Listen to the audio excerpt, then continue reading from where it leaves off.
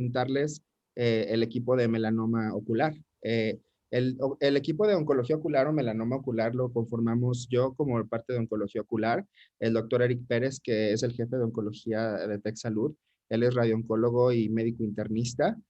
Está el doctor Héctor Díaz, que es oncólogo médico, la doctora Maru Díaz, directora de imagenología de TechSalud, la doctora Dione Aguilar, genetista molecular, la doctora Sara González, que va a moderar el día de hoy, que es ultrasonografista ocular y segmentóloga, y la doctora Leslie Thompson, que es psicóloga clínica con doctorado en pérdida de la salud visual. Entonces, la idea de estos tumor boards es analizar una misma patología o un aspecto de la patología, sobre todo centrarnos sobre todo en melanoma en estos momentos y verlos desde varios puntos de vista de diferentes especialidades y así aprender todos. Creo que los oftalmólogos tenemos mucho que aprender de los internistas, los radiooncólogos, los radiólogos, incluso los psicólogos, y a su vez hay cosas que tenemos que aportar. Entonces, los únicos beneficiados son los pacientes y la idea es que esto tenga un carácter pues de amigos, ¿verdad? Y que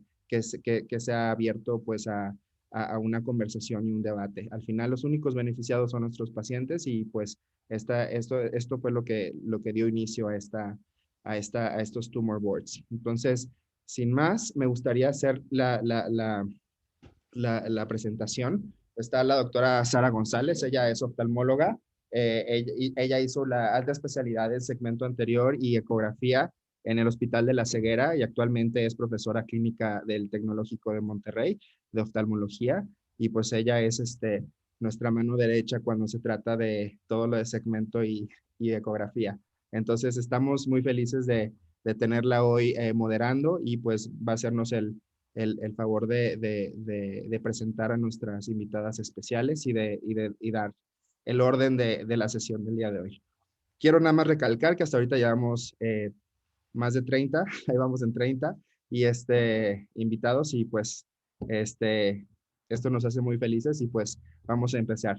Sara, es todo tuyo el micrófono. Hola, buenas tardes a todos. Déjame nada más compartir. ¿Me dejas compartir pantalla?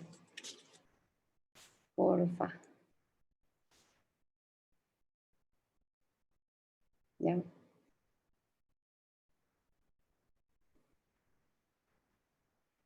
Ahí va. Solo hay que ir admitiendo personas. Ahí se ve la pantalla, ¿verdad? Sí, hola a todos, buenas noches, saludos desde Monterrey. Es un gusto para mí estar moderando esta sesión que bueno, para mí es muy interesante porque vamos a hablar de la importancia de los estudios de imagen en los pacientes con tumores coroideos y en especial con melanoma coroideo. Y tenemos dos invitadas especiales. La primera ponente del día de hoy es la doctora Mariana Mallorquín Ruiz. Ella es la jefa de servicio del Departamento de Ecografía en la Asociación para Evitar la Ceguera en México. Ella fue mi maestra. Ella me enseñó ahí todo lo que sé, y me da mucho gusto que nos acompañe en esta sesión. Aparte de ser ecografista, también hizo una subespecialidad en glaucoma. Y bueno, ella, la plática del día de hoy va a ser de ultrasonido ocular en melanoma. Nosotros como ecografistas vemos los pacientes que tienen alguna sospecha de tumores intraoculares, sobre todo cuando hay opacidades de medios o cataratas muy importantes. Realmente el ultrasonido es el que ayuda bastante en el diagnóstico. Hay muchos diagnósticos diferenciales o pseudomelanomas que a veces pueden hacer el diagnóstico un poco complejo. Entonces, pues ahí hay algunos tips que la doctora nos va a decir para ayudarnos a hacer el diagnóstico un poquito más fácil. Entonces, Mariana, te dejo que compartas tu pantalla.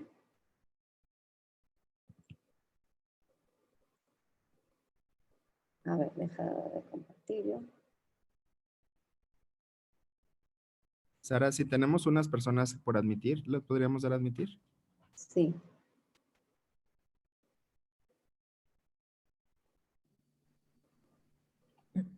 Estoy intentando compartir pantalla, pero dice el anfitrión inhabilitó la función de compartir las pantallas. Hay que... Creo A que ver, Que puede hacerlo ser- al host. le puede ceder ser anfitrión. Ajá. creo que ya. ya.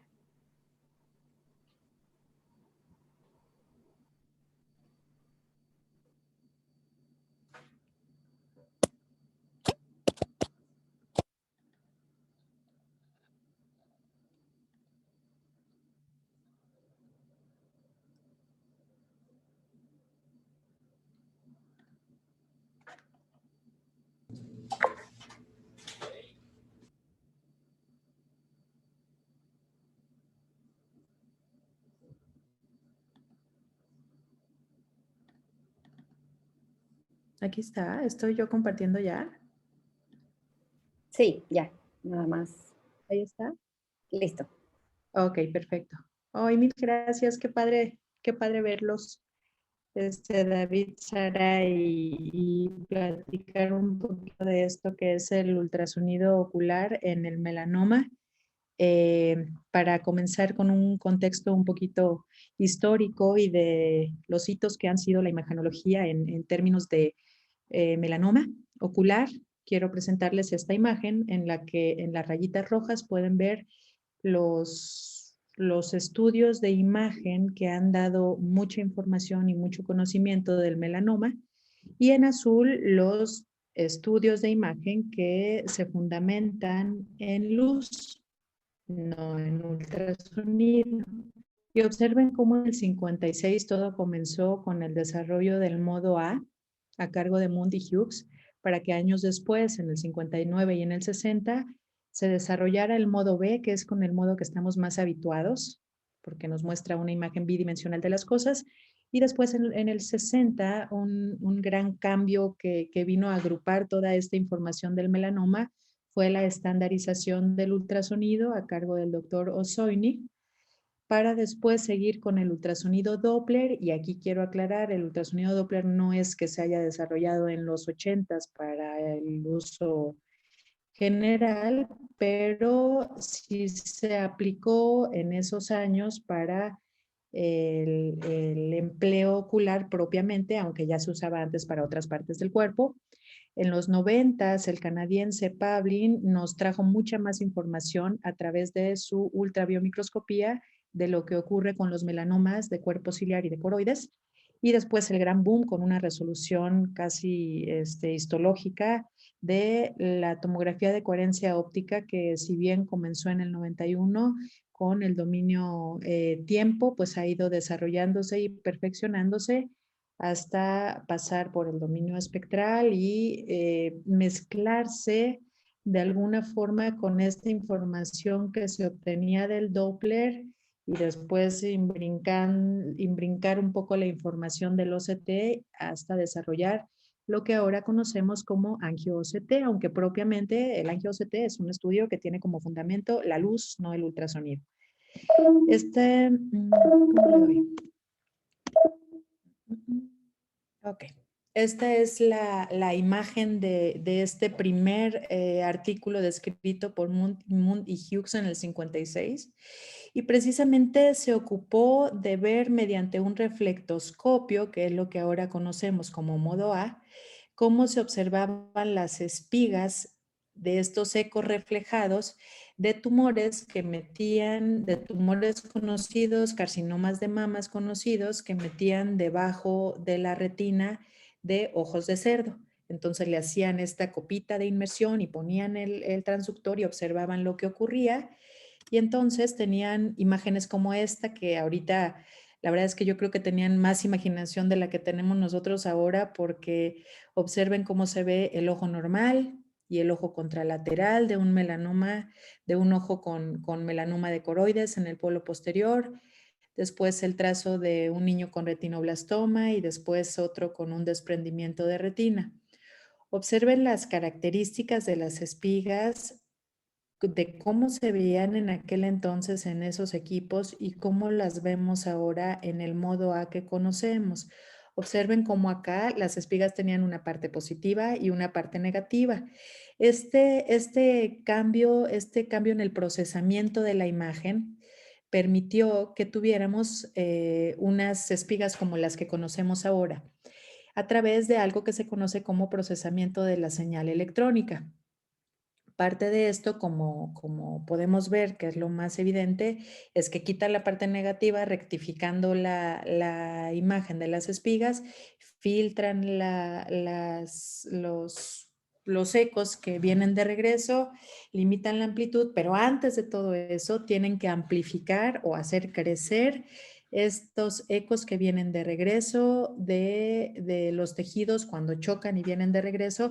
De otra forma, ni siquiera los podríamos ver porque son imágenes de unas partes de milímetro. Entonces, este concepto de amplificar la señal de ultrasonido es muy importante para entender la estandarización en el modo A. Este es un antes y un después del procesamiento de la señal con aquellos equipos iniciales. Y les quiero decir que existen en ultrasonido general varias curvas de amplificación, la lineal, la logarítmica y la que surgió específicamente para el empleo en el globo ocular, en el empleo del ultrasonido en oftalmología. Y esta es la curva de amplificación en forma de S que emplea exclusivo la ecografía estandarizada. Para no ser tan técnicos en este sentido, les puedo decir que a diferencia de la curva de amplificación lineal, que nos hace crecer todos los ecos al mismo tiempo, que vienen de regreso de la imagen, una vez de regreso de los tejidos, una vez que chocaron con ellos, hace crecer todo y si no discrimina pues si el eco es pequeño o es alto, hace una imagen muy saturada. La curva logarítmica hace todo lo contrario y el gran desarrollo para fines del globo ocular pues fue la curva de amplificación en S que nos permite un balance en estos ecos que vienen de regreso y que tienen que amplificarse, un balance tal que nos permite ver los ecos, por ejemplo, de una cinéresis vítrea con mucha claridad, pero también nos permite ver con mucha claridad una estructura altamente reflectiva como por ejemplo la esclerótica. Entonces, este balance en los ecos fue un desarrollo importante para fines de la ecografía estandarizada. Otro elemento importante a saber en la ecografía estandarizada es la característica del transductor. Si nosotros abriéramos cualquier transductor de ultrasonido, tendríamos un elemento que es el más importante, yo diría, del transductor, que es el elemento piezoeléctrico.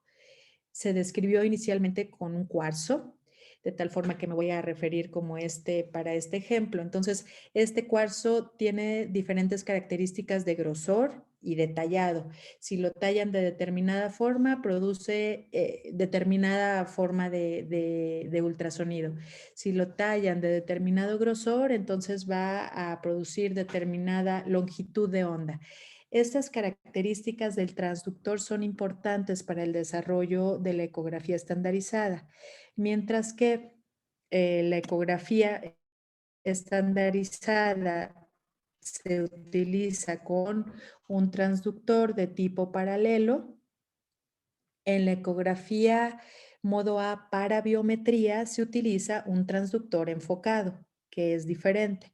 Entonces, la ecografía estandarizada utiliza un transductor paralelo que tiene 5 milímetros de diámetro y que emite ondas de ultrasonido de 8 MHz. Entonces, estos elementos son característicos para el equipo, propios del equipo, para la ecografía estandarizada. Y existe otra forma o otro agregado a esta estandarización, que es una estandarización externa y que se realizó inicialmente con un modelo tisular. Estos inicios de la ecografía estandarizada requirieron varios estudios que llegaron a la conclusión que se podía estandarizar el ultrasonido modo A de manera externa, utilizando como modelo tisular sangre humana citrada con determinada característica y número de eritrocitos por milímetro cúbico.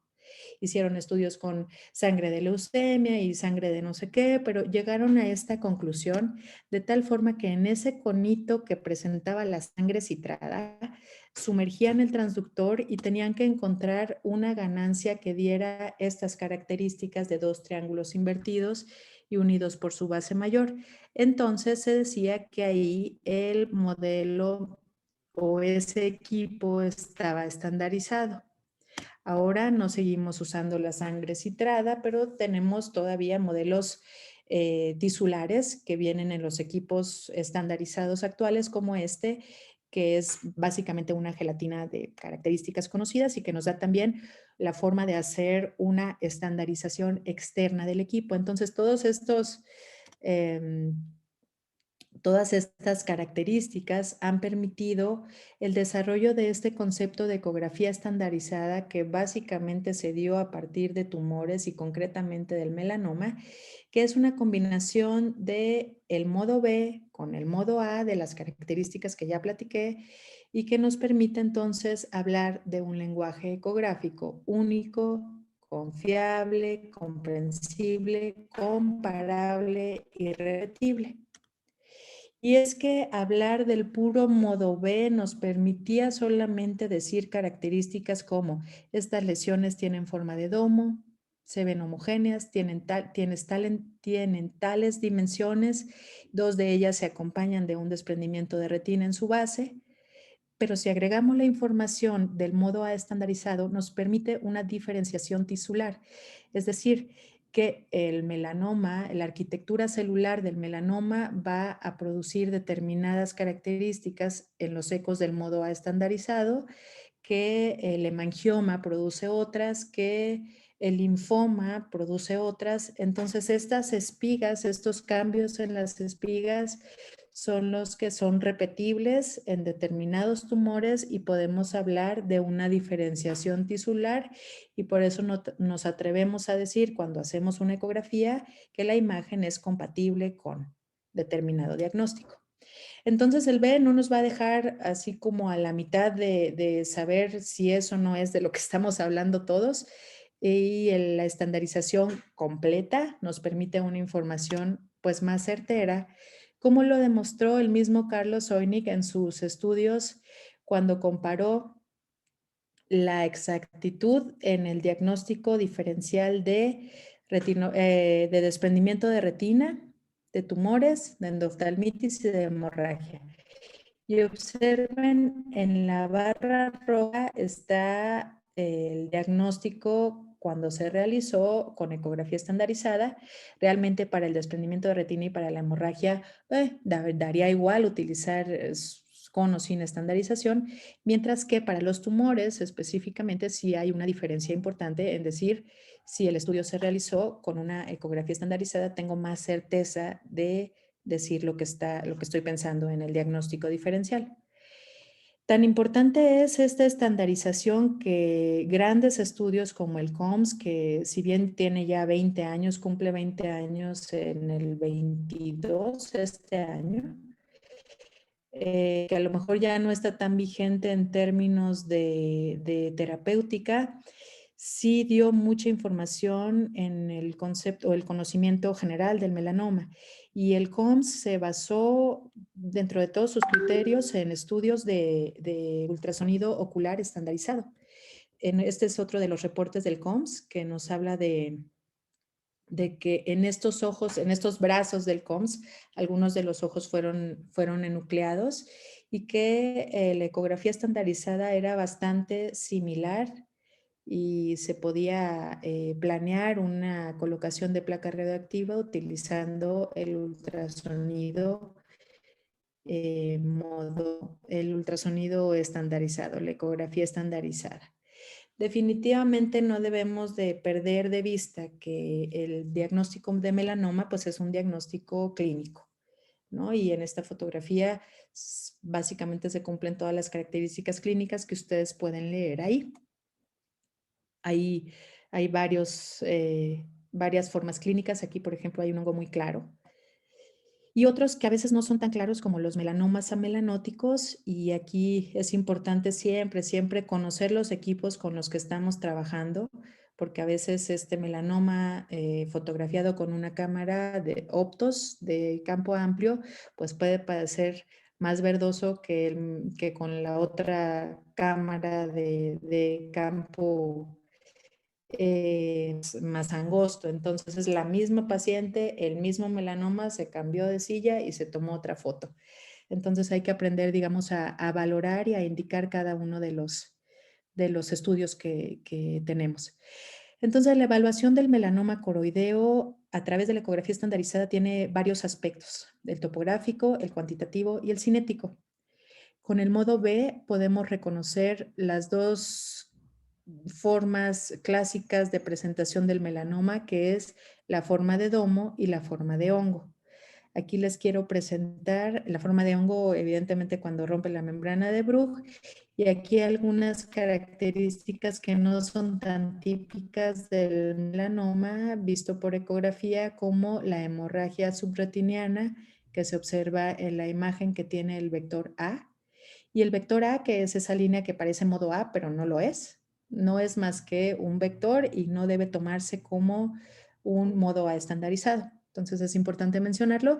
Y estos ecos que están al lado del champiñón, que es el melanoma, pues es una hemorragia que no es tan clásico encontrárnosla. Y observen abajo a la izquierda el video que todavía sigue andando, este tintilleo de los ecos adentro de la lesión en forma de domo, que nos está hablando de que hay presencia de flujo vascular. No es muy frecuente encontrárnoslo, pero de presentarse podemos asumir que ahí hay flujo vascular, aunque hay otras formas como ya veremos adelante. En la forma topográfica vamos a localizar dentro del globo ocular y a imaginarnos en 3 dimensiones un tumor que tiene 2 bases, una base mayor, una base menor y una altura. En las proyecciones que sabemos hacer con nuestro transductor, podemos tener proyecciones longitudinales y transversales, de tal forma que podremos decir que el tumor tiene determinados milímetros de base en el sentido antero-posterior del globo ocular y determinados milímetros en el sentido de usos horarios, ¿no? Para entonces poder dar una idea de las dimensiones. Una forma también de ver la altura para elaborar mentalmente esta figura tridimensional es hacerlo ya sea con el modo B, pero lo ideal es hacerlo con el mismo modo A estandarizado desde que tenemos la espiga recta de la retina hasta que nos encontramos con la esclerótica atrás, para que entonces podamos decirle al cirujano, al oncólogo ocular, incluso de forma transquirúrgica, pues estás en posición o fuera de, en la lesión con la braquiterapia. En términos de lo cuantitativo del ultrasonido estandarizado, los melanomas presentan una estructura interna regular, es decir, que las espigas son todas muy parecidas en cuanto a altura y tamaño, y la reflectividad es media-baja. De acuerdo al COMS, el 85% de sus melanomas tenían reflectividad media-baja.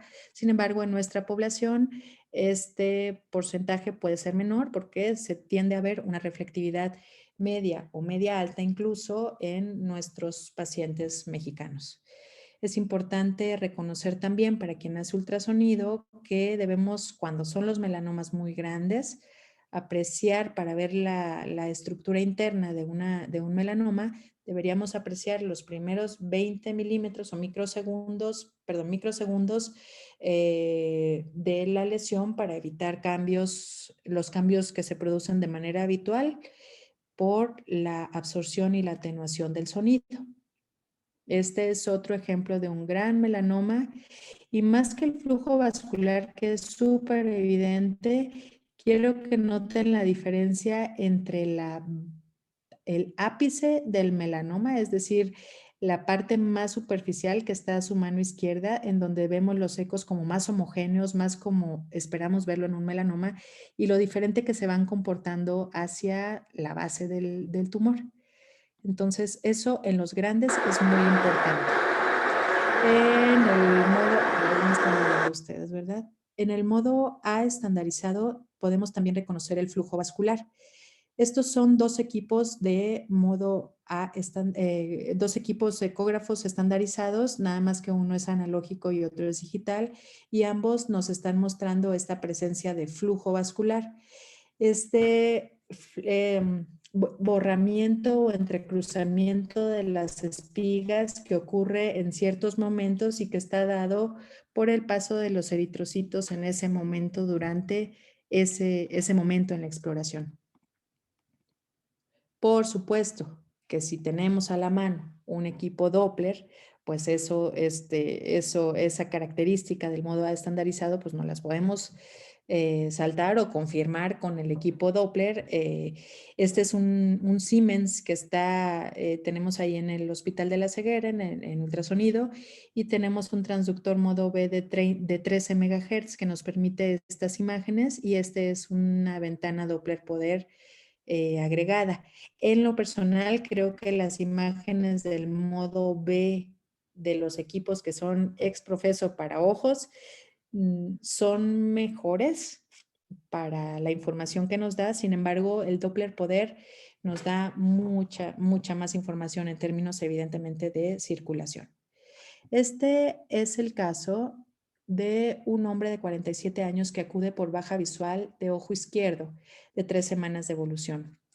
La primera impresión, evidentemente, es fijarnos en la gran masa del ojo izquierdo y la visión de 20/100, pero seguramente los ojos que acostumbran ver polos posteriores, pues ya notaron que en el ojo derecho también hay lesiones sobre las arcadas temporales superior e inferior. En la autofluorescencia podemos encontrar en el ojo izquierdo una hipoautofluorescencia central seguida de un halo más amplio con hiperautofluorescencia. Este es el OCT, no está dirigido a la mácula, sino a la lesión que presentaba la arcada temporal superior en el ojo derecho, donde podemos observar la lesión coroidea que comprime la coriocapilar y produce un poco de flujo subretiniano en los dos ejes, ¿no? Y evidentemente el tamaño de la lesión del ojo izquierdo pues no nos permite apreciar mucho, solo que posiblemente sea una lesión coroidea. Este modo B nos permitió ver incluso esa lesión pequeña que ya mostrábamos con el OCT. No nos da tanta información, pero evidentemente sí la podemos ver. Y quiero que nos detengamos en este video, porque si yo hubiera presentado este video como un ejemplo de melanoma, hubiera sido totalmente cierto, porque es una forma de hongo, y tiene ecos puntiformes debajo de la retina y su desprendimiento de retina, incluso le podemos ver flujo y a lo mejor una excavación coroidea, que es este aumento de la lesión que se dirige hacia atrás de la coroides como si estuviera creciendo más para atrás. Pero cuando presentamos el modo A estandarizado, entonces ya la impresión cambia. Y si lo agregamos al conocimiento clínico, entonces sabemos que esta reflectividad media alta, esta estructura en B de algunas partes de la lesión que muestra el modo A estandarizado, pues van más dirigidos hacia un carcinoma metastásico. Este es pues el flujo vascular, que no se ve muy bonito, pero ya lo habíamos visto antes. Y esta fue una metástasis coroidea de un CA de esófago.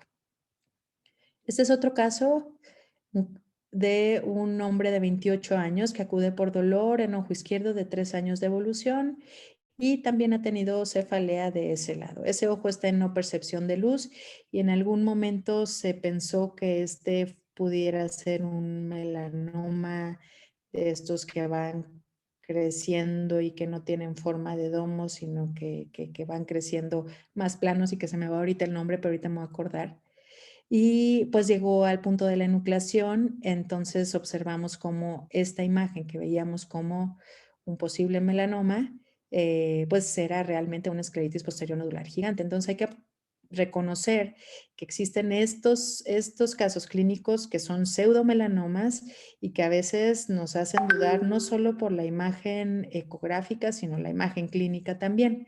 Hay varios reportes de pseudomelanomas en estos 20 años que estudiamos en aquel entonces los de APEC, que llegaron al servicio de anatomía patológica, encontramos que habían llegado 92 casos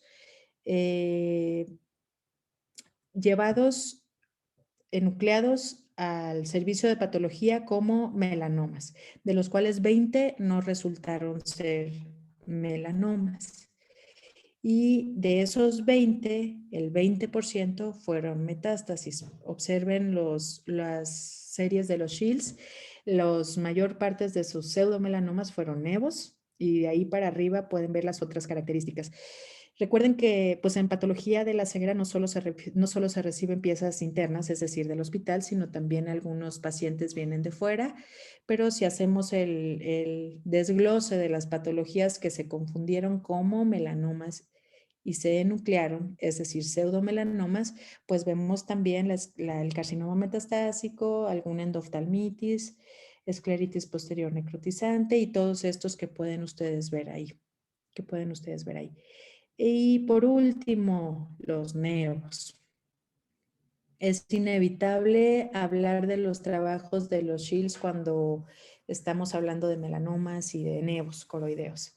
En su última publicación, los Shields y sus colaboradores, entre ellos David, nos muestran cómo encontrar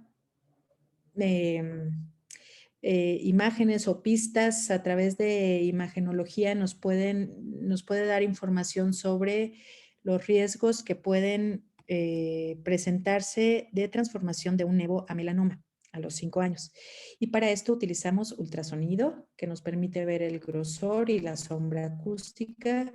Utilizamos OCT, que nos permite ver el líquido o fluido subretiniano, la autofluorescencia, que buscamos el pigmento naranja de la lipofuscina, y las fotografías de polo posterior, que nos permitirán evidenciar el diámetro. Y además, pues la exploración oftalmológica en términos de pérdida visual. Y vean cómo pues parecería lógico, pero esto es algo comprobado, que conforme más factores de riesgo se van añadiendo mediante imagenología, pues el riesgo de transformación aumentando, de transformación de nevo a melanoma. Y ayer casi se me rompe el corazón cuando veo este artículo que habla de una época pandémica. Lo aceptaron el año pasado como por octubre, decía el reporte, y dice, ¿es realmente necesaria la ultrasonografía para el estudio de las lesiones melanocíticas? Y su conclusión es que no. Pero claro, las condiciones del artículo son muy especiales porque dicen, realmente solo necesitas el Optos y el tomógrafo de Heidelberg y las fotografías, evidentemente, bueno, el Optos, para poder estar evidenciando que una lesión melanocítica va convirtiéndose hacia un melanoma. Y ellos argumentan que la verdad es que tienen su punto, que el estudio de ultrasonido ocular requiere de experiencia. Y es cierto, mientras que tenemos técnicos que hacen muy buenas fotos y OCTs y todo lo demás, el tomar un transductor y aprender a hacer ecografías toma su tiempo. Pero yo creo que si poco a poco vamos introduciendo durante la residencia, que es lo que intentamos en la ceguera, el saber utilizar un ecógrafo ocular, creo que estos porcentajes pueden variar porque evidentemente en un medio como el nuestro, a lo mejor va a ser más fácil tener un ecógrafo que un Optos y un tomógrafo de Heidelberg juntos. Entonces, eso fue la conclusión. Es un estudio interesante. Concentran su argumento en que la telemedicina puede ayudar a detectar este crecimiento y esta transformación. Y pues básicamente es eso. Como conclusiones, el ultrasonido nos permite diferenciar y los tejidos, apoyar al diagnóstico en medios claros o diagnosticar en medios opacos, la localización, la extensión del tumor y la planeación para la braquiterapia en caso de necesitarlo, el seguimiento post-tratamiento de melanomas y el seguimiento en nevos coroideos. Muchas gracias.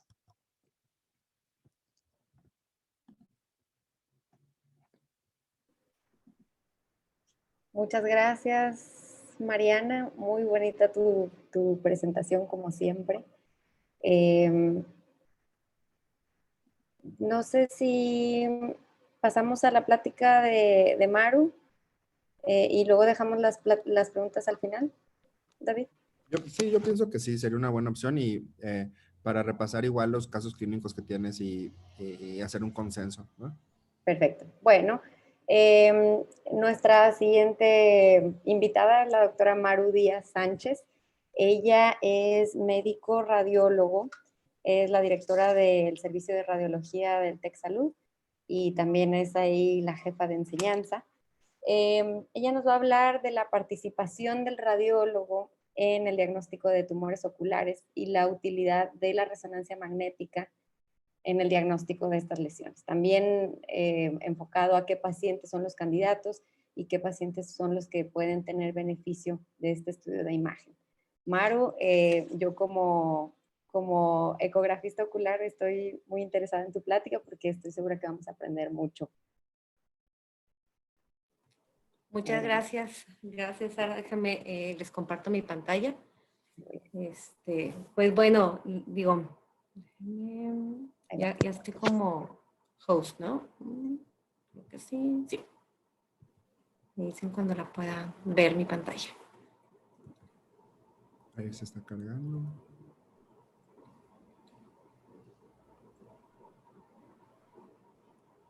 Me dicen cuando la vean. Se pulsa 2 veces para entrar en modo de pantalla completa.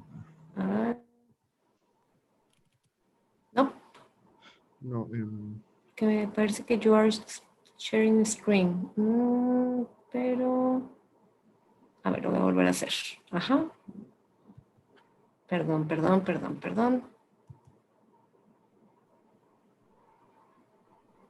No, aparece negro. No sé si tengas otra ventana. igual y si pones escritorio, Maru. Ajá, déjame veo. Ajá, voy a poner mejor el escritorio.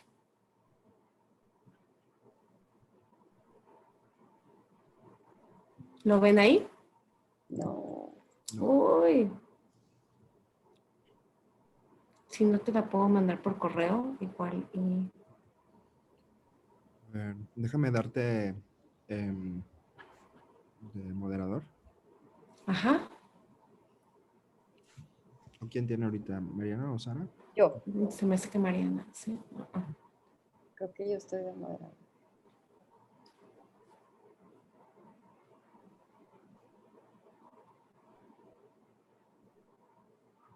Bueno, mientras ponen la presentación, Mariana,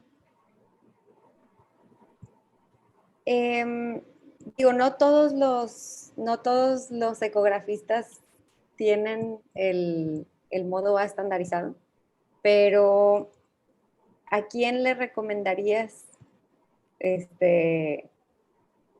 o cuáles son tus pros para que consigamos un modo A estandarizado? No, el pro es todo, el contra es el costo. O sea, es que son como que el hecho de que sea estandarizado implica, pues no sé, como mínimo el doble de precio de un equipo no estandarizado vendido por los mismos.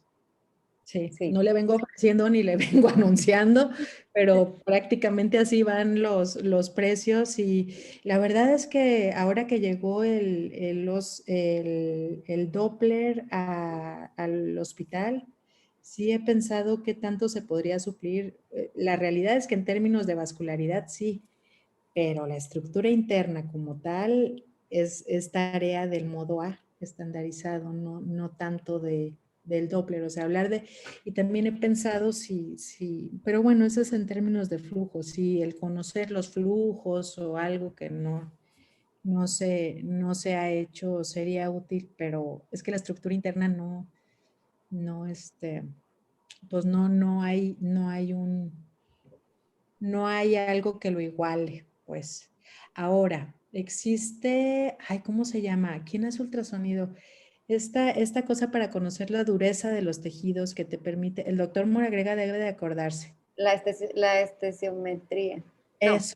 sí, Elastografía. elastografía. Eso, doctor. He pensado, doctor, ¿usted qué opina? El doctor Moragrega es el... Ay, pues preséntalo, Sara, si tú lo conoces más que yo. El doctor Moragrega es el pionero de la ultrasonografía ocular prácticamente en Latinoamérica.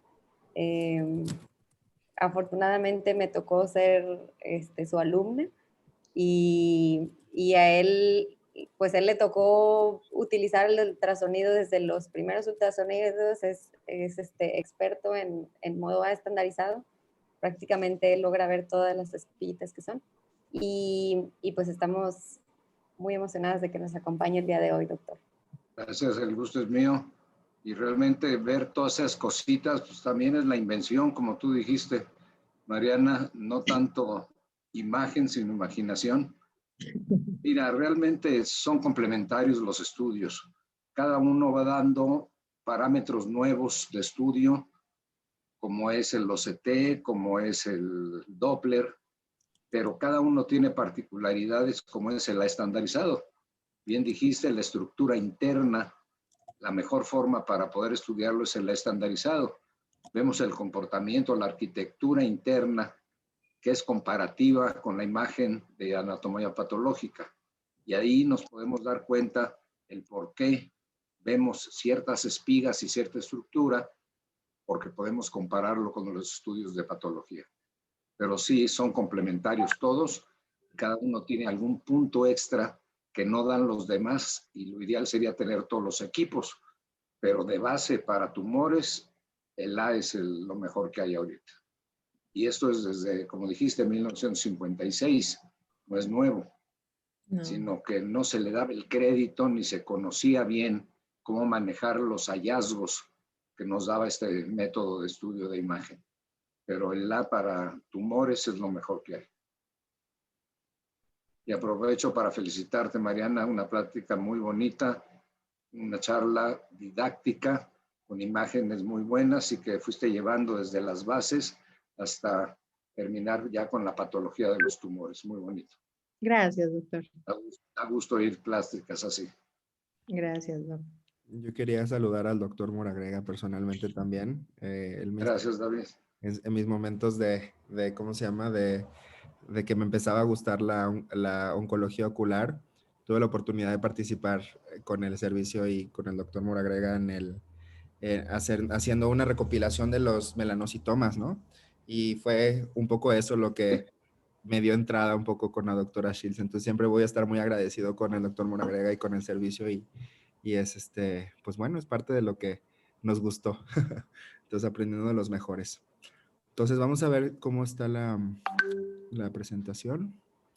Sí, se sigue sin ver. No sé si ya te llegó, David. Porque no sé por qué no lo puedo compartir yo. No. Sara, no sé si quieras pasar mientras un caso. Una disculpa. No hay problema, Maru. Aquí te esperamos. Si quieres, mándaselo a David. Y bueno, yo voy a poner 3 casitos que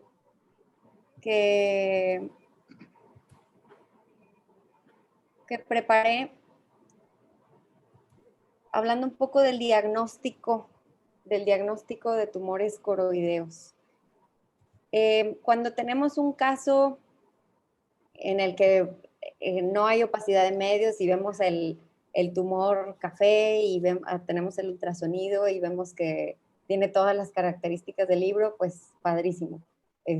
Hacemos el diagnóstico en el momento. Pero la verdad es que en muchos casos no es tan sencillo. Ya Mariana puso algunos casos de pseudomelanomas. Y a veces tenemos que esperarnos o repetir el estudio para poder decir cuándo ya es ahora sí un melanoma o un pseudomelanoma. Entonces nada más voy a poner 3 casos que tuvimos que esperarnos para poder hacer el diagnóstico. Este es un paciente que vimos en el Hospital de la Ceguera, es una paciente de 48 años sin antecedentes que fue a consulta porque veía miodesopsias, que son las mosquitas volando. la agudeza visual estaba conservada y se observó una lesión, aquí se ve elevada, un poco pigmentada, que estaba en la periferia de la retina. Entonces, pues nos lo llevan al servicio de ecografía, vemos que tenemos un tumor en forma de domo que viene a partir de la coroides y del cuerpo ciliar.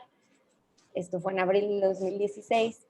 Y realizamos el modo estandarizado, que es este que se ve aquí, donde vimos una reflectividad del 66%, pero no se observó vascularidad. Entonces, al no tener vascularidad, que es uno de los signos más importantes para poder hacer el diagnóstico de melanoma, decidimos esperar, ¿verdad? Aparte, en esta época realmente no había muchas opciones terapéuticas porque la opción que había en general para la economía del paciente, etcétera, era una enucleación. Entonces, pues citamos a la paciente en un mes. Claro que la paciente no vino en un mes, vino 6 meses después. Entonces, de abril del 2017 a octubre, ahora sí tuvimos un aumento de la lesión, o sea, la lesión, la base medía de 8.7 a 11.5 milímetros, la altura aumentó solo un poco y aumentó también la reflectividad, pero una cosa que encontramos fue, ahora sí, una vascularidad positiva. Entonces, esta paciente, ya con este segundo estudio donde sí logramos ver una vascularidad positiva, hicimos el diagnóstico de melanoma, que este ojo sí fue enucleado, el diagnóstico fue corroborado por patología, y bueno, ya después la paciente siguió su curso en un centro de oncología.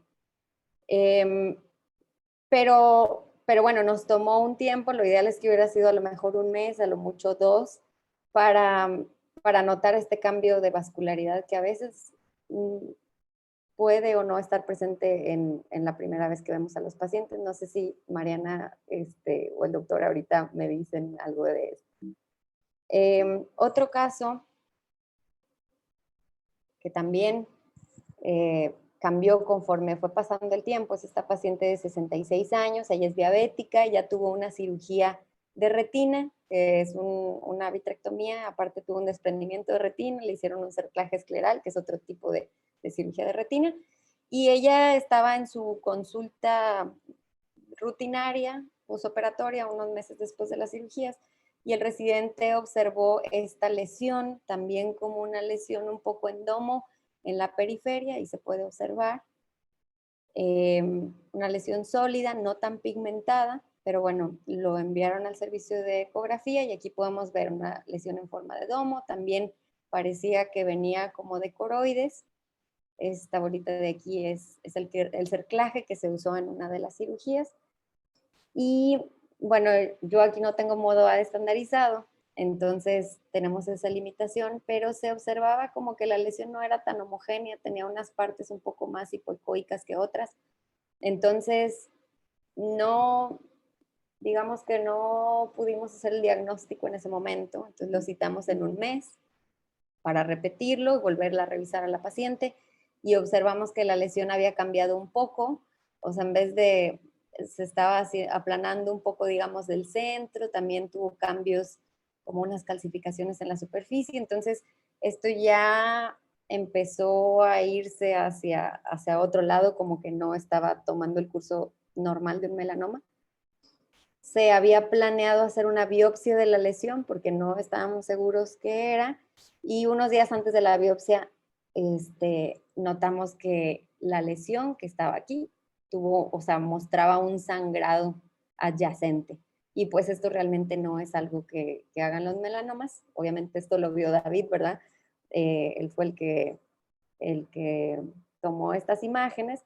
Y justo cuando sangró, repetimos el ultrasonido y ahora sí vemos una imagen totalmente diferente. Esto es un mes y medio después de la primera imagen, que a lo mejor parecía mucho melanoma, y un mes y medio después ahora ya se ven una imagen multilobulada con unas áreas como septadas, bastante heterogénea, y áreas de líquido subretiniano. Entonces, bueno, esta paciente descartamos el melanoma y se hizo un diagnóstico clínico de una corioretinopatía exudativa hemorrágica periférica, que son lesiones vasculares en la periferia de la retina, que hacen sangrados subretinianos y bueno, esta paciente ya la trataron con tratamiento antiangiogénico. Ahorita, 4 meses después de la primera ecografía, el sangrado ha disminuido, el líquido subretiniano también y la paciente en general está bastante bien, independientemente de su retinopatía diabética. Y por último, este paciente de 85 años que tenía una catarata muy densa, la mandan a ultrasonido preoperatorio rutinario para ver cómo está el fondo de ojo y vemos cómo tiene una lesión también en forma de domo, homogénea, bastante densa. Y pues en ese momento siempre pensamos en melanoma, cualquier tumoración que nos llega de este tipo. Esto fue el 9 de noviembre. Una semana después repetimos el estudio y vemos cómo cambia. En vez de ser una lesión, ahora son 2. Y bueno, aquí también descartamos melanoma y vimos que tenía una hemorragia subretiniana que fuimos vigilando una vez al mes y vemos cómo va disminuyendo la lesión coroidea, la hemorragia se pasa a la cavidad vítreo y bueno, ya en sí el diagnóstico de cáncer pues está totalmente descartado. Entonces, en sí estos 3 casos eran para... Sara, Pues ¿podrías para... admitir ¿Sí? a Maru? Perdón que te interrumpa. Ah, perdón. ¿Vale? ¿Podrías admitir a Maru? Ah, sí, perdón.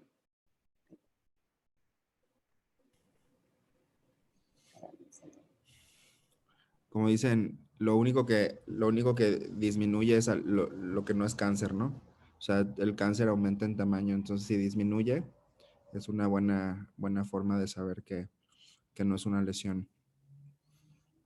Sara, un comentario. Sí, doctor. Creo que estos casos demuestran claramente que hay que hacer estudios subsecuentes. No siempre el primer estudio es el que nos da el diagnóstico definitivo por ecografía. Hay que hacer estudios subsecuentes con los parámetros de medición del tamaño de la lesión para ver, como dijo Ancón ahorita, si aumenta o disminuye, cómo cambia la reflectividad interna y, sobre todo, qué pasa con los tejidos alrededor de la lesión. Entonces, estos parámetros no se pueden hacer en una sola visita. No siempre el 100% lo puede uno dar en un solo estudio, siempre hay que hacer subsecuentes. Exacto. Hay que tener paciencia y obviamente pues utilizar también todas las otras pruebas diagnósticas. La clínica es muy importante y pues eventualmente se puede lograr un diagnóstico correcto. Creo que Maru se está uniendo.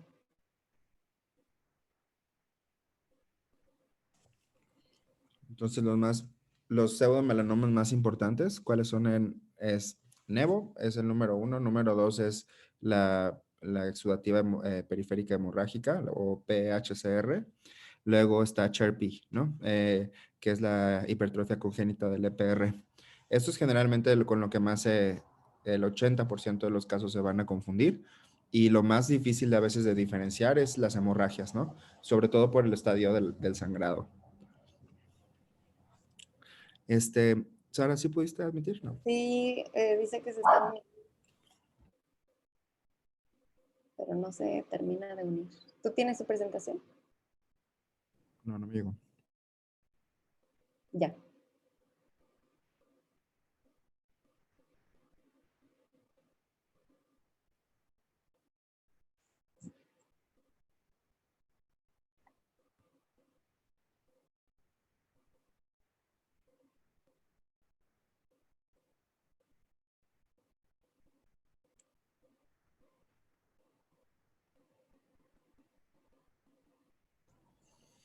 Bueno, me preguntaban del auditorio, alguna diferencia entre melanoma y hemangioma, porque a veces eso se confunde bastante.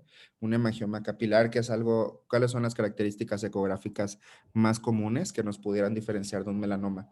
Porque, como bien decía el doctor Moragrega y dice Mariana, pues los melanomas de los latinos tienden a ser un poco más densos. Entonces, valdría la pena repasar eso un poquito.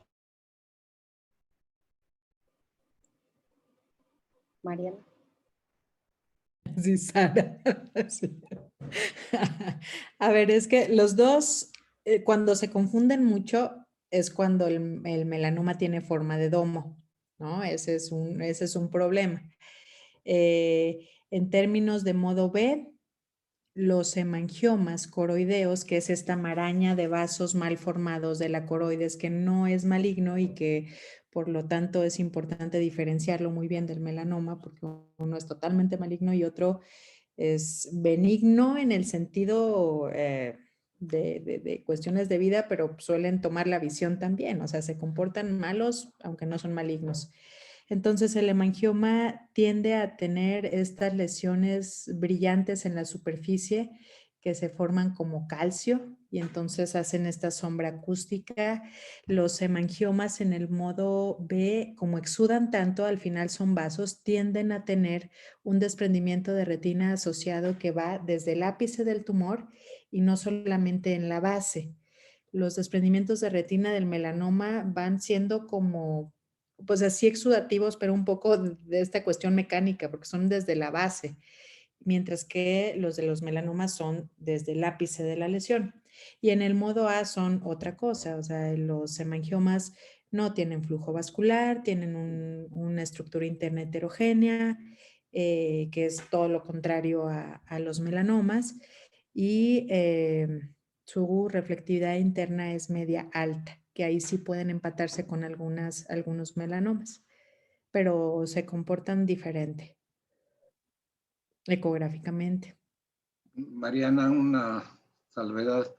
Preguntaron si era hemangioma cavernoso o capilar, porque el capilar sí tiene flujo, pero no se encuentra en coroides. Exacto. Exacto. Esta maraña de vasos malformados puede ocurrir en la órbita o adentro del ojo en la coroides o incluso en los párpados, especialmente en los bebés. Y en el caso de estos hemangiomas que son capilares y que son en los párpados, esos sí tienen un montón de flujo. Y en el Doppler parece aquello un arbolito de Navidad porque tienen mucho flujo arterial, venoso y de todo. Pero el coroideo, que sería pues el hemangioma coroideo, que sería el diferencial directo del melanoma, sí prácticamente tienen características pues opuestas en el modo A. Muy bien, pasando a lo siguiente, ya tengo la presentación de la doctora. Nada más en lo que se conecta, voy compartiendo la... Ya estoy aquí. Perdón. Ya. No sé si ya lo ven. Sí, ya. Ok. Sí. Yo aquí le muevo Maru. Perdón. Sí. Sí, gracias. Una disculpa por las fallas técnicas. Pues voy a prender mi cámara. Una disculpa. Pues, como decía la doctora Sara, soy la doctora María Eugenia Díaz, Maru, soy la encargada del departamento de radiología y pues bastante orgullosa de pertenecer a este board en el que hemos estado ya compartiendo varias sesiones e intercambiando ahí varios estudios de pacientes, algunas opiniones clínicas y pues para nosotros era bien importante recalcar cuál era el papel de la radiología o de los estudios de imagen, además del estudio de ultrasonido, como ahorita la doctora Mariana ya nos explicó, pero una modalidad de imagen muy importante es la resonancia magnética. Quise enfocar un poco más mi plática a lo que es la resonancia magnética en el diagnóstico o el estudio del melanoma ocular. No sé si me ayudas a poner la que sigue, por favor, David. Y pues bueno, recordando, como decía la doctora, que el melanoma ocular viene siendo o representa la tumoración ocular maligna primaria más común en el adulto. En este artículo pues mencionaban 6 casos por millón, que era más o menos la casuística o la estadística que ellos manejaban de este tumor, y en un 85% tiene una localización coroidea. Principalmente hablando de la evaluación por imagen de estos, del melanoma uveal o del melanoma coroideo, pues sí tenemos que tener en cuenta que estos estudios de imagen nos ayudan a delimitar los límites tumorales. Obviamente la medida, como ahorita mencionaba la doctora con el ultrasonido, esta imagen tridimensional, el tener las dimensiones del tumor y pues también poder caracterizar un componente extraxial de estas lesiones. modalidades diagnósticas, como ya mencionamos, el ultrasonido, las angiografías, el estudio de fondo de ojo y obviamente la resonancia magnética, que es la que vamos a hablar en esta plática. Recordando un poco la anatomía, que para nosotros es bien importante al momento de estudiar las lesiones intra o extraconales, pues saber qué es el contenido que está en estas localizaciones para poder también determinar, uno, pues el origen de la lesión y dos, el comportamiento que vamos a tener principalmente cuando estudiamos estos tumores o estas lesiones por resonancia magnética.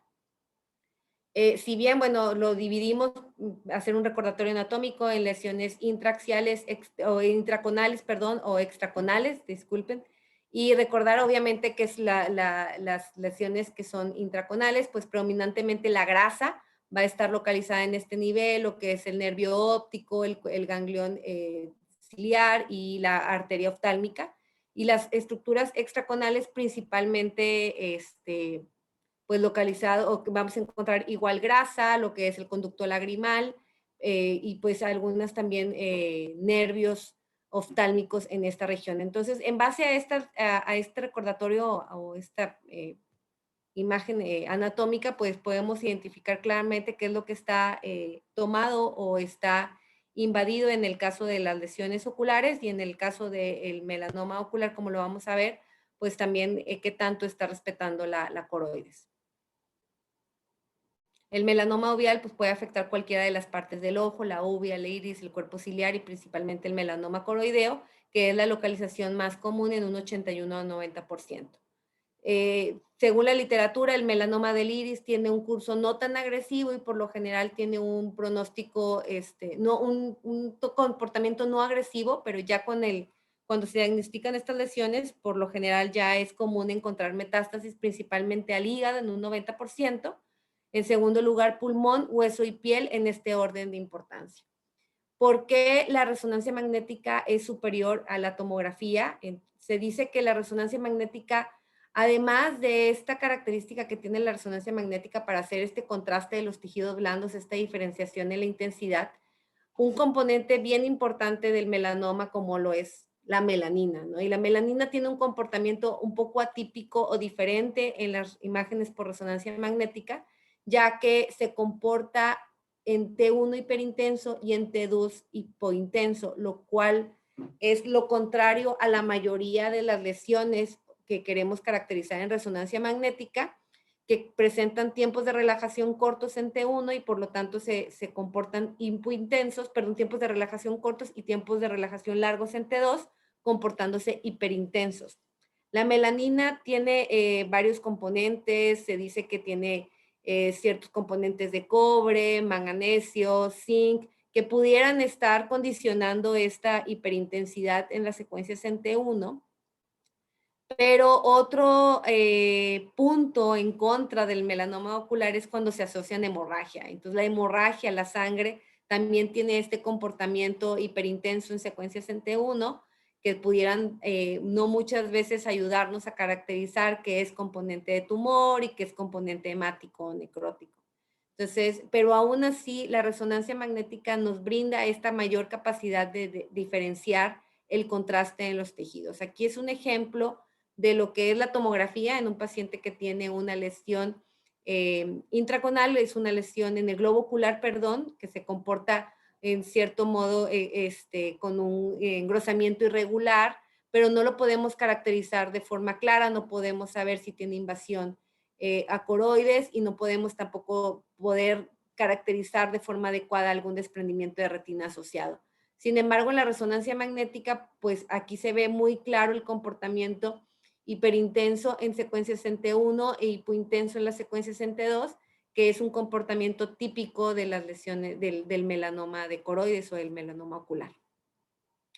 Me le das clic, perdón, David. Entonces, pero en el 20 al 25%, como decía la doctora Mariana, los melanomas pueden ser amelanocíticos o amelanóticos, perdón, y esto pues representa todavía un reto mayor, ¿no? El ver una lesión de esas características, pero que no tiene este comportamiento hiper en T1, hipo en T2, pues obliga a descartar alguna otra lesión o metástasis oculares que vendría siendo alguna de las tumoraciones más comunes también a descartar en el paciente adulto.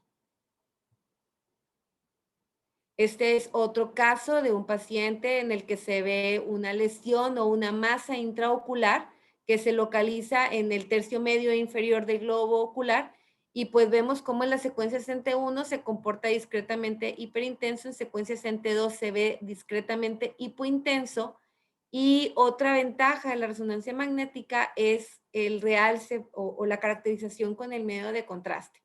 Nosotros utilizamos secuencias que hacemos una supresión de grasa para poder caracterizar mejor el realce de la lesión, y pues vemos como aquí es muy evidente la lesión, el realce, pues discretamente homogéneo de esta lesión típica de un melanoma ocular o de un melanoma de coroides. Y vemos también cómo está respetada el resto de la esclera, el nervio ocular y el resto de las estructuras intra y extraconales que están respetadas. Esta es bueno, ponían ahí la imagen del macro donde se ve igual la lesión con un crecimiento pues exofítico muy irregular. También se asocia a un desprendimiento de retina, que si bien en la imagen de la resonancia magnética no lo podemos caracterizar muy bien, pues ya con la pieza en patología se caracteriza mucho mejor el desprendimiento. Ya hablando propiamente de la resonancia magnética, este estudio que estuve revisando, ellos pues tenían un propósito muy claro para la imagen de resonancia magnética en el melanoma coroideo. Uno era pues determinar el origen de la lesión. Dos, caracterizar la forma de la lesión, y la describían como una lesión endomo, lentiforme o tipo hongo, que es la más común. El otro propósito sería poder distinguir el componente sólido y el componente necrótico de la lesión. También el comportamiento en T1 y en T2, que tenga este comportamiento típico, como ahorita lo mencionábamos, el realce posterior a la administración de contraste intravenoso. Y en este artículo en particular daban especial atención, ¿no? Mencionaban lo que es la imagen por difusión, que ahorita lo vamos a ver un poquito, y la imagen o la evaluación por medio de perfusión por resonancia magnética. También, bueno, obviamente las dimensiones del tumor y la invasión a la esclera, que era muy importante considerar. Sin embargo, algo que tenemos que recordar es que la resonancia magnética es altamente sensible al movimiento. Entonces, los artefactos por movimiento pudieran confundirnos, sobre todo cuando queremos descartar algún desprendimiento de retina, porque se ven tal cual como imágenes lineales en el globo ocular, que sí pudieran confundir, o es uno de los principales retos que tenemos al momento de hacer resonancia magnética con enfoque a órbitas. La que sigue, perdón, David. En este artículo, estos médicos habían dedicado una antena específica para el globo ocular. Es una antena bien enfocada. Nosotros en TechSalud y en la mayoría de los centros, pues no contamos con estas antenas, y estas resonancias magnéticas las hacemos con antenas de cerebro, y hacemos solamente cortes bien dirigidos a lo que es globo ocular, siguiendo la dirección del nervio óptico, con supresión grasa para poder caracterizar mejor el realce al medio de contraste. Sin embargo, pues este es un centro prácticamente dedicado, me imagino, a este tipo de patologías, y estas antenas pues ayudan mucho más a mejorar la resolución espacial principalmente. Entonces vemos aquí como en estas imágenes, aún en antenas dedicadas, vemos los artefactos por movimiento, que no sé si los logran identificar, que son tal cual artefactos, ya sean de anterior a posterior o de derecha a izquierda, dependiendo de cómo estamos programando nosotros la dirección del corte,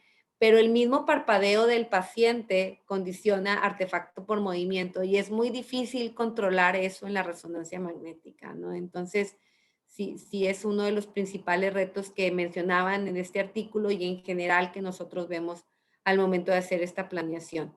Sin embargo, vemos cómo en la antena dedicada sí se ve una capacidad de realce, un detalle mucho mayor de los componentes del globo ocular.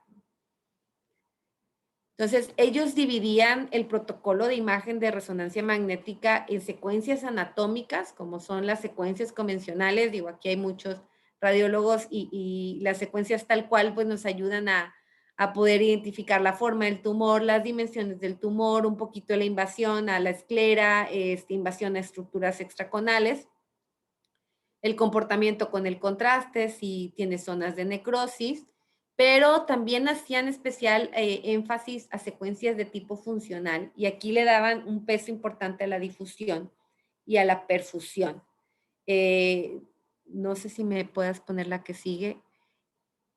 La difusión, estas son imágenes que ellos obtuvieron con sus antenas dedicadas para órbita, con secuencias de difusión y los mapas de ADC, partiendo de que las lesiones malignas por lo general van a causar esta restricción en la difusión comportándose hiperintensas, como lo vemos en la imagen C, e hipointensas en los mapas de ADC. Este es el comportamiento típico de algunas de las lesiones que tienen sobre todo alto componente celular, que tienen y se comportan de esta forma, con esta restricción.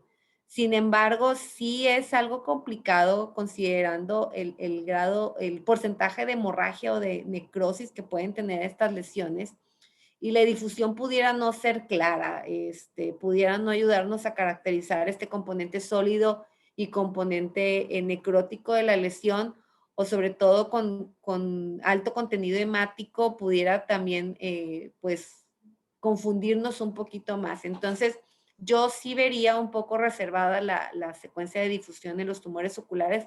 Sin embargo, cada día más la gente está o se está explorando la utilidad de estas secuencias en la evaluación de tumores.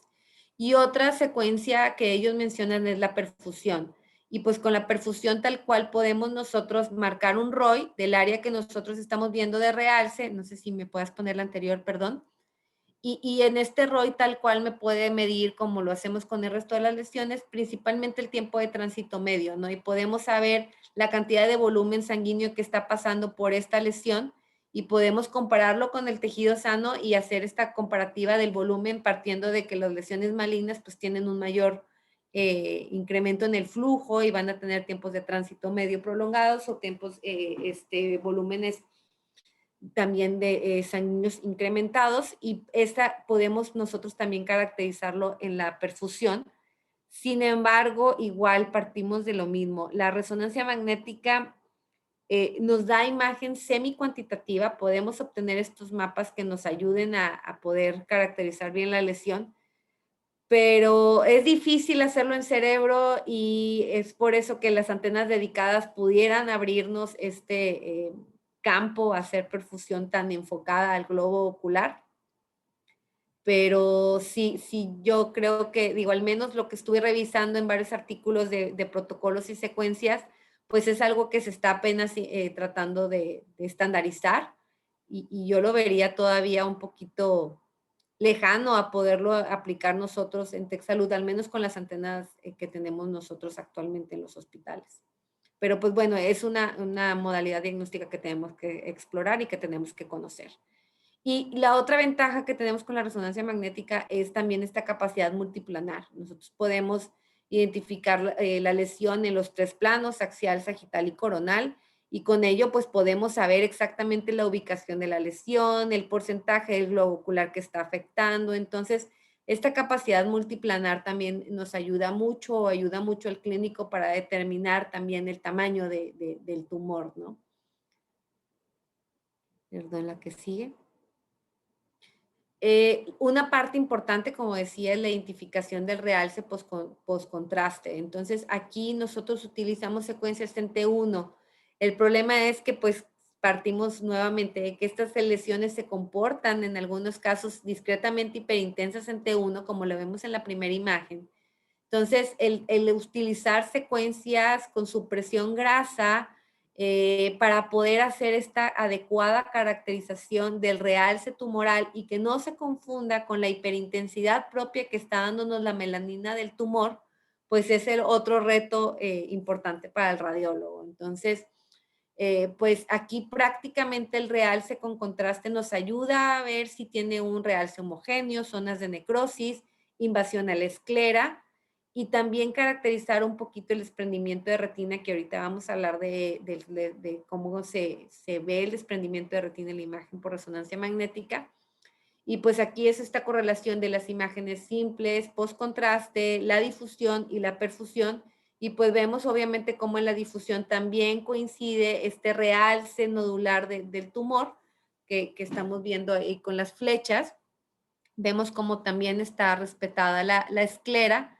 La cabeza de flecha que se ve en la imagen B, no sé si logran identificar que se ve como un componente discretamente hiperintenso en secuencias en T1, pareciera que no realza con el medio de contraste. Vemos esta diferencia en el realce de lo que es tumor, y el otro se describe más como un desprendimiento de retina con algo de componente hemático. Entonces, sí ayuda a caracterizar mucho mejor la lesión, porque a lo mejor en la secuencia en T1 simple hubiéramos pensado que todo esto es tumor, ¿no? Y ya cuando le ponemos el contraste, vemos que se logra identificar bien el contenido o el componente tumoral y el componente hemático de la lesión. Y lo que vemos en las imágenes abajo, pues vemos la difusión, como también esta restricción coincide con el realce que estamos viendo en las secuencias post-contraste. Entonces, nosotros prácticamente con una sola imagen no hacemos diagnóstico, tenemos que hacer varias secuencias, varias imágenes y varios planos para poder corroborar el hallazgo que estamos viendo en una sola imagen y poderlo replicar en alguna otra imagen o en algún otro plano. Entonces, claramente aquí es el ejemplo de ver cómo se va caracterizando la lesión pre-contraste, post-contraste y poder distinguir el componente sólido del tumor de algún otro componente hemático o desprendimientos de retina asociados. Como decía, bueno, el desprendimiento de retina, una característica es la falta de realce.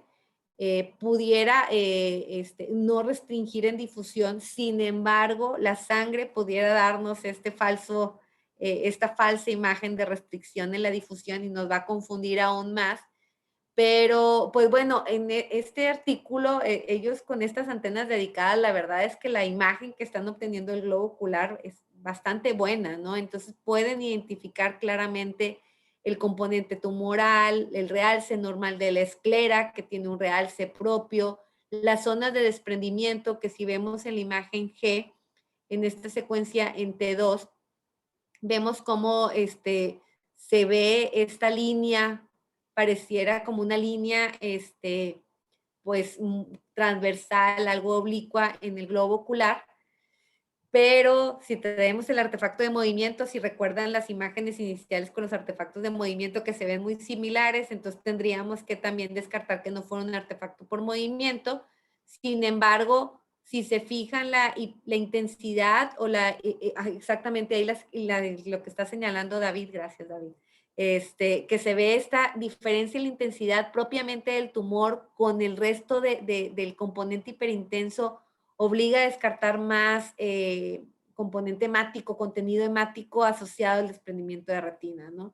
Y luego vemos la imagen de difusión, que es la imagen I, y vemos cómo solamente restringe el componente tumoral y todo lo que estamos viendo hiperintenso o consecuencia intermedia, pues es el contenido hemático y el desprendimiento de retina. Entonces, pues sí se logra caracterizar bastante bien en estas imágenes, sin embargo, vuelvo a insistir, es todo un reto para el radiólogo poderlo caracterizar de esta forma. Entonces, digo, aquí es con zoom para ver cómo se ve el componente de la lesión, el contenido hemático, y en esta flecha vemos cómo se ve íntegra la esclera, sin embargo, vemos esta pequeña muesca que representa el desprendimiento de retina en esta región. Entonces, sí necesitamos tener mucho zoom, un field of view corto y muy enfocado al globo ocular para poder hacer esta caracterización. Inclusive en esta secuencia, no sé si lograban ver estas líneas como hipointensas que se ven dentro del globo ocular, que representan no el desprendimiento, sino también artefacto por movimiento, ¿no? Entonces, tenemos ahora sí que todo este conjunto de datos dentro de esta imagen para poder caracterizar mejor este tipo de lesiones. Y pues bueno, como conclusión para este análisis por resonancia magnética, pues la resonancia nos brinda una excelente caracterización de las lesiones de globo ocular por esta alta capacidad o esta alta resolución de contraste y la resolución espacial que tiene. En el melanoma ovial o en el melanoma de coroides, brinda excelente información, sobre todo por este comportamiento del T1, de la melanina en el T1 y en el T2, y haciendo especial atención o buscando informarnos un poquito más de la utilidad de la difusión y la perfusión para brindar imagen funcional del tumor y caracterizar mejor estos componentes sólidos y necróticos como ahorita veíamos en las imágenes, ¿no? También la resonancia magnética nos ayuda a caracterizar invasión a la esclera, así como los desprendimientos de retina asociado. Y estudios convencionales de resonancia magnética, como son los que hacemos actualmente nosotros con una antena de cerebro y enfocado a lo que es los globos o la región orbitaria, pues nos ayudan a tener esta caracterización. Sin embargo, antenas dedicadas para el estudio de los globos oculares con field of view cortos, pues nos ayudan a tener todavía aún mejor caracterización de estas lesiones. Y pues esta sería mi conclusión en cuanto al estudio de resonancia magnética para el melanoma de coroides o el melanoma uveal y pues el reto que representa para nosotros como radiólogos el estudiar estas lesiones. Muchas gracias, Maru. Excelente, excelente plática. Aprendí muchísimo. Ignoraba esa modalidad de DWI y sí puede ser pues bastante útil tal vez para diferenciar estos PHCRs o desprendimientos de retina hemorrágicos versus algo, ¿cómo se llama? Tumoral. Yo creo que eso junto con otros parámetros propios del ultrasonido, como mencionaba en la elastografía, le van sumando. O sea, al final el melanoma hasta la forma clínica es sumar datos. Bien decía Mariana en la clasificación, es pues base en grosor más de 2, eso le sube una probabilidad de ser melanoma. Luego así, tiene fluido, tiene síntomas, y entonces uno por uno vamos juntando características y al final hay que hacer un consenso. Hay casos muy difíciles y vale la pena recordar que hay esto de la resonancia. Y sí quería pues hacer una pregunta pues un poco al auditorio de cuál serían las indicaciones de una resonancia magnética.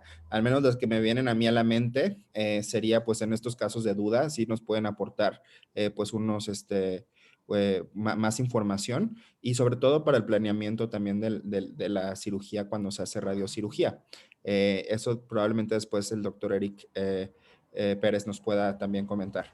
Entonces, si nos pudieras recomendar, Maru, de lo que pudiste pues, revisar y tu expertise, ¿cuándo recomendarías acercarnos hacia resonancia? Porque yo creo que ultrasonido todos mandamos, pero tal vez para ver cuándo y cómo pedir, ¿no? Esa parte de perfusión, ¿no? Sí, digo, pues principalmente yo creo que la resonancia magnética, hablando propiamente del melanoma ocular, del melanoma de coroides, se solicitaría cuando ya sospechamos en una invasión extra, o sea, fuera del globo ocular, ¿no? Cuando ustedes ya están considerando una lesión muy invasiva y quieren ya saber tal cuál es el componente fuera del globo ocular, yo creo que ahí nos podría dar mucha información, porque el ultrasonido como tal es un estudio no invasivo, es un estudio rápido, es un estudio que se hace en tiempo real y a ustedes les ayuda a caracterizar mucho el componente del melanoma. Otro sería tal vez en los melanomas soy muy mala pronunciando, amelanocíticos, Amelanóticos que o tengan amelánicos. como un comportamiento muy atípico también en el ultrasonido, pudiera ser un estudio que pudiera ayudarlos a caracterizar mejor estas lesiones, ¿no? Porque pues ya el crecimiento en forma de domo, de hongo, a lo mejor que sí tenga cierto componente o sea, cierto contenido de melanina, el tumor y que tenga este comportamiento, pues pudiera ayudar a caracterizar o diferenciar de a lo mejor una metástasis ocular, ¿no? El otro sería pues cuando ustedes ven a lo mejor un tumor que tiene mucho contenido hemático y que es difícil para ustedes caracterizar el componente sólido del componente hemático o del componente hemorrágico, pues la resonancia magnética, no tanto la difusión, sino el realce con el contraste nos pudiera ayudar a diferenciar estos dos contenidos dentro del globo ocular, ¿no? Y que también ustedes puedan caracterizar qué tanto es tumor y qué tanto es hemorragia. Entonces yo creo, digo, salvo mis colegas radiólogos opinen alguna otra cosa, creo que pudieran ser alguna de las recomendaciones más importantes para solicitar una resonancia magnética ante la sospecha de un melanoma ocular. No sé si por ahí está la doctora Mesa. Creo que le he hecho una invitación. Espero que, no sé si haya escuchado por allá.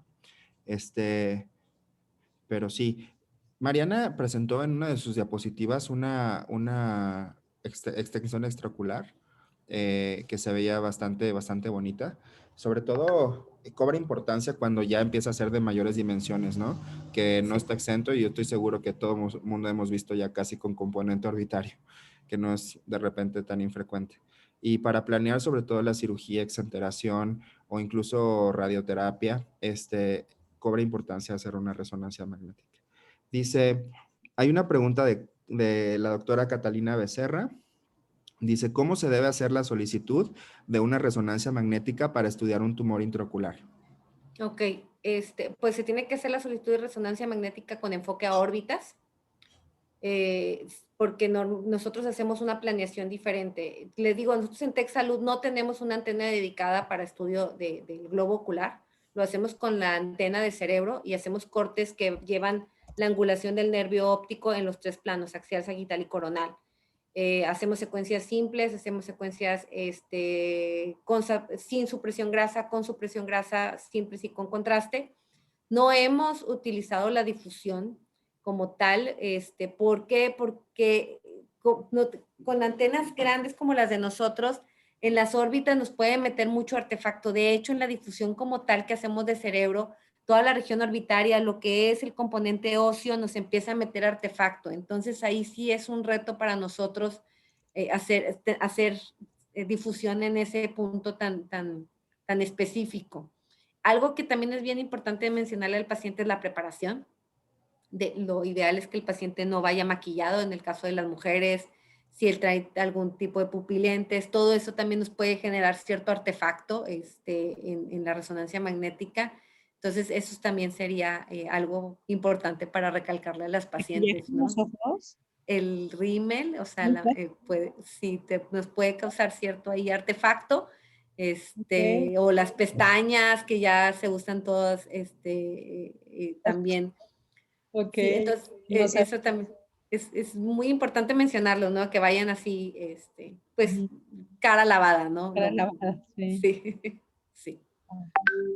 Por ahí nos preguntan la doctora Patricia Bustamante, ¿qué tan frecuente es que haya extensión extraescleral o extraocular en pacientes con melanoma? Es aproximadamente menor al 5% de todos los melanomas oculares. Es sumamente raro, pero sí los vemos, sí los vemos. Yo creo que como ultrasonografistas, como gente que se dedica a tumores oculares, lo vamos a alcanzar a ver seguramente hasta una vez al año, yo creo, ¿no? Porque son raros estos tumores, pero sí hay y sí nos llegan. Por ahí dice, otra pregunta de la doctora Catalina Becerra, ¿a partir de qué altura se identifica una lesión coroidea por resonancia magnética? En cuanto a qué altura del globo ocular o... Yo creo que dice de la lesión, por ejemplo, grosor.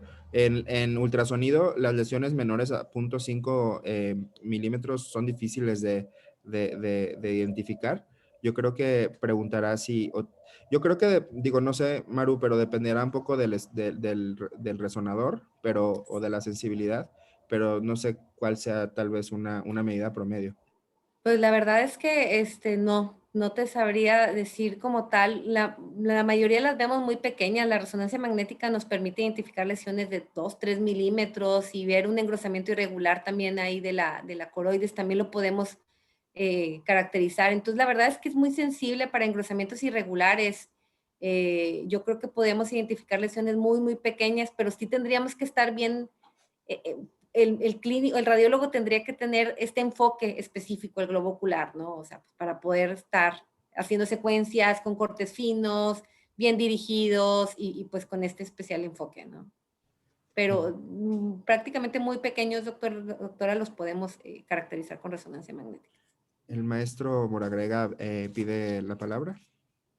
Sí, mira, primero agradecerle a la doctora Díaz la plática, muy bonita, buenas imágenes, pero me llamó la atención 2 cosas. Uno, que el movimiento del paciente, hasta un parpadeo, puede hacer artefactos y oscurecernos la imagen y no dar una nitidez adecuada. Curiosamente, el ultrasonido es al revés. Aprovechamos el tiempo real y el movimiento de las estructuras para apoyar nuestros diagnósticos. Es una ventaja o una diferencia entre los métodos. También hemos usado en alguna época ecorealzadores, perfluorocarbono inyectado que da turbulencia en los vasos y nos resalta las lesiones tumorales vasculares. Casi ya no se usa en oftalmología, pero en la ecografía general todavía se utiliza.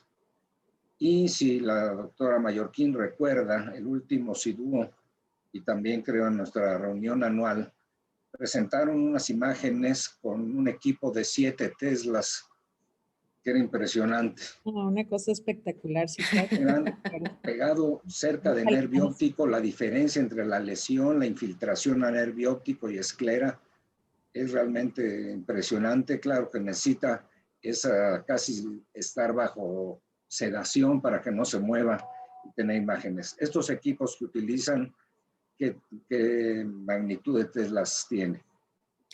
Nosotros tenemos un resonador de 1.5 Tesla. Este estudio que hicieron los doctores fue en un resonador de 1.5 Tesla, doctor.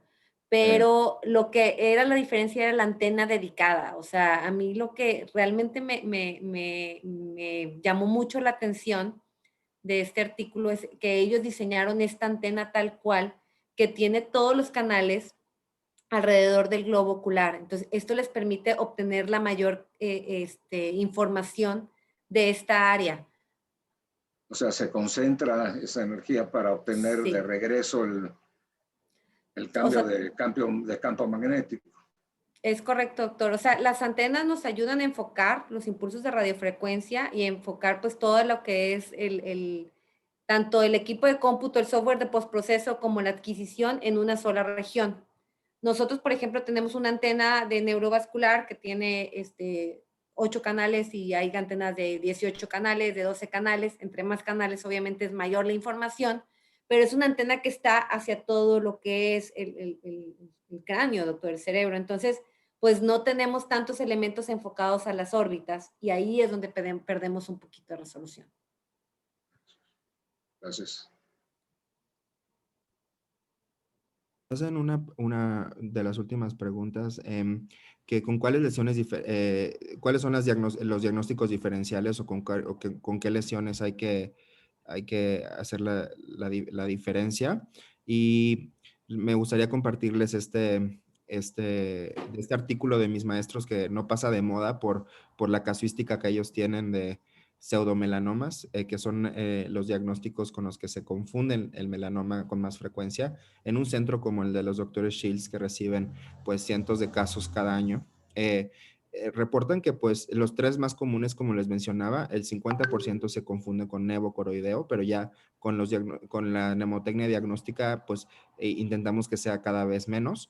8% con corioretinopatía hemorrágica exudativa periférica y 6% con hipertrofia congénita del EPR. Y de ahí va bajando y va siendo cada vez más raro, y hasta completar un total de 50 pseudomelanomas. Pero si los leemos más de forma más detenida, hay unos que son incluso muy peculiares.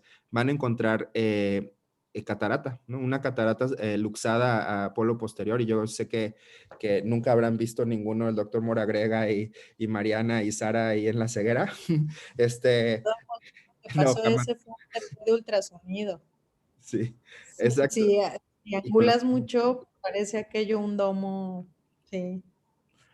Estaría interesante igual, eso es yo creo que incluso motivo de otra plática, las cataratas como pseudomelanomas, porque se pueden llegar a confundir a veces bastante, ¿no? Por la forma de la catarata. Entonces, pues bueno, para que vean, y sobre todo es cuando hay una visibilidad disminuida, ¿no? O hay un trauma de por medio. Pero pues hay varices de venas vorticosas, incluso escleritis, como el que mencionaba Mariana en su plática, ¿no? Escleritis posteriores. Entonces, es muy interesante este artículo, es muy rápido leer, y me gusta tener yo esta tablita a la mano, pues para acordarme de repasar rápido mis diferenciales, a ver si no puede ser alguno de esos. David, sí. Una pregunta. Son 850 nevos que se confundieron como pseudomelanomas. La realidad es que estos pueden evolucionar. ¿Qué porcentaje de nevos a través de los años desarrolla un melanoma o se puede malignizar? La respuesta rápida, porque depende de los factores de riesgo, pero la respuesta rápida es que por cada milímetro que es a partir de 2 milímetros de grosor, aquí el grosor es el que tomamos en cuenta. Por ejemplo, 3 milímetros le agrega 10%, 4 milímetros le agrega otro 10%, entonces por cada milímetro es más o menos 10%. Si ya es entre más grueso, más porcentaje hay de que se convierte en melanoma. Eso de Se una ocupa forma... más entonces la altura que la base del tumor. Sí, sí, pero interesantemente en la última mnemotecnia por primera vez se agrega a la base más de 5 milímetros de diámetro. Si no me equivoco, por ahí Mariana lo tiene, pero según yo 5 milímetros de diámetro como factor de riesgo que antes no estaba.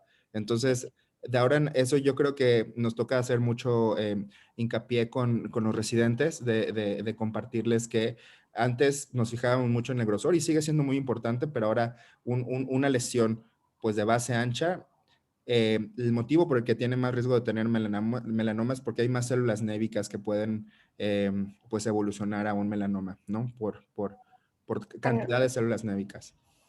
y bueno, una cosa que es importante es que aquí, al menos en México, normalmente los tumores que nos llegan son tumores grandes. O sea, yo habré visto un melanoma pequeño que se pudiera confundir con un nevo, pero realmente ya son tumores bastante grandes que más bien los diferenciales son o metástasis o un hemangioma coroideo o hemorragias subretinianas, pero ya, o sea, nuestros diferenciales siempre son las cosas grandes. Que es algo diferente a lo que se ve en Estados Unidos, que pues probablemente llegan los pacientes un poco más temprano.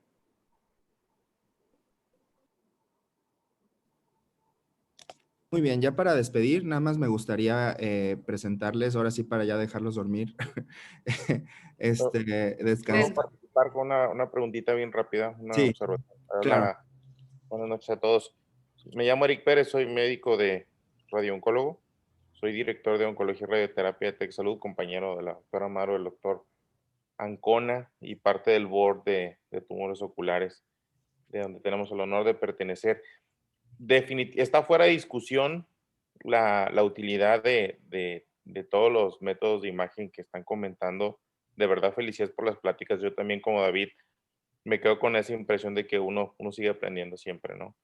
Y en esta nueva manera de trabajar de la medicina interdisciplinar y multidisciplinar, el clínico, el cirujano, el radiooncólogo, el oncólogo médico, tenemos que ir con ustedes a ver los estudios, tenemos que sentarnos con ustedes, darle un preámbulo clínico, un resumen del todo el contexto del caso clínico, qué estamos viendo, qué tipo de paciente es el que se observa, qué edad tiene, qué hace, qué otras distractores pudiese tener en cuanto a sus antecedentes para poder caracterizar las lesiones, porque la decisión terapéutica pues va de la mano con la etapa clínica de la enfermedad, ¿no?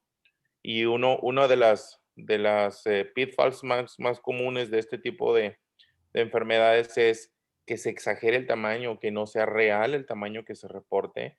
Y definitivamente el rendimiento diagnóstico para el diagnóstico per se es juntar la imagen de ultrasonido junto con la de resonancia, para poder decir, este es el tamaño real, tiene extensión o no extraescleral, tiene un componente hemorrágico que lo hace que se abombe, que se vea más grande de lo que en realidad el tumor es, para que en realidad tenga una adecuada clasificación, porque el siguiente paso es la terapéutica.